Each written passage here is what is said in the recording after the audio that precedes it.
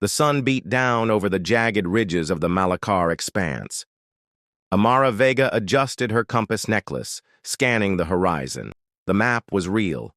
The diamond skull, an artifact carved from flawless crystal containing the encoded legacy of the vanished Zintari civilization, had been stolen, and they knew who took it: Dr. Kalen Viper, former archaeologist turned mercenary, ruthless, brilliant, untraceable, but not unstoppable. Amara's team was ready. Thalos, the talking lion, his amber eyes scanning the terrain. Kess, her cybernetic arm humming as she calibrated the sand cruiser's controls. Jules, ever alert with a pocket of nerve seed vials. And Captain Wren, silent, stern, and always watching the land like a war zone. Then there was Princess Lysandra of Elmathra, noble-blooded, trained in the Elmathran Ranger Order, and not thrilled to be here. "Your recklessness already cost us a trail marker," Lysandra snapped, stringing her obsidian bow. Her cloak billowed in the desert wind, and a single braid fell across her temple. "You treat this like an expedition. It's a war." Amara didn't flinch. "And you treat it like a ceremony. We're not here to preserve your royal pride. We're here to stop Viper." Lysandra's eyes narrowed. "Stay out of my way." The race had begun.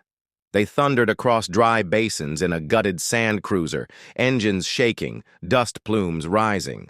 Viper was ahead, moving fast. His private militia left traps in their wake: tripwires, buried drones, false trail markers meant to lure pursuers off course. At dusk, a glint of metal caught Lysandra's eye. "Snare arrow," she said. Too late. The cruiser's front axle collapsed. They spilled into the sand. Gunfire rained from a nearby ridge. Amara tackled Lysandra behind cover as bullets chewed the rock. "You're welcome," she muttered. "I had it handled," Lysandra hissed. But something shifted in her gaze. That night, they moved on foot through ancient canyons, winding between stone etched in lost language. Jules caught wind of toxin spores. Kess rerouted the team. Thalos padded ahead, silent as breath. They reached a cliff at midnight. Viper's camp lay below, a ring of electric lamps around an open vault entrance. Guards with flash rifles patrolled the perimeter. "We split up," Amara said. "Kess and Jules take the ridge. Wren and Thalos flank east. Lysandra, I'll cover you from above," the princess interrupted. She knocked an arrow without looking. "Don't get killed," Amara smirked. "You too." They infiltrated at dawn. Amara slipped past the outer guards, silent between beams of light. But inside the vault, chaos erupted. Viper had triggered a defense mechanism. A seismic tremor shook the chamber. The ceiling cracked. A support column gave way, straight above Lysandra. Amara didn't hesitate. She launched herself forward, shoving the princess clear as stone crashed where she'd stood. The dust cleared. Lysandra stared at her, stunned. You risked—" "Don't thank me yet," Amara coughed. "We're still in a collapsing vault." They ran together side by side now, not as rivals, but as warriors. Viper reached the vault's heart and opened a mirrored door using the diamond skull. But the vault wasn't a treasure chamber. It was a decoy. "You read the Zintari script backwards," Amara said, stepping forward. "It's aligned to true east, not magnetic. You opened the wrong vault." "No," Viper gasped. "Impossible." The walls groaned. The vault was sealing. He tried to escape, but slipped beneath falling debris. A beam crushed his leg. "Help me," he howled. Lysandra stepped forward, bow raised. "Leave him." Amara looked at her, then turned back.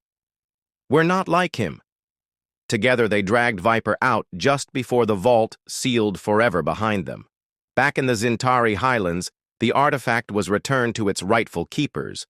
The ancient diamond skull, now safely housed beneath the Observatory of Echoes, glinted under moonlight, its facets encoding generations of forgotten knowledge. The skull was never a weapon, one elder said. It was a memory. "A library in crystal form," Amara replied. "We nearly lost it to greed." Viper was turned over to authorities, charged with historical theft and the desecration of protected sites. He never said a word in his defense. As dawn broke, Lysandra stood beside Amara atop the high cliff. "You saved my life," she said quietly. "You would have done the same," Amara replied. "Perhaps, but I'm glad it was you." They shared a long look, respect forged through fire.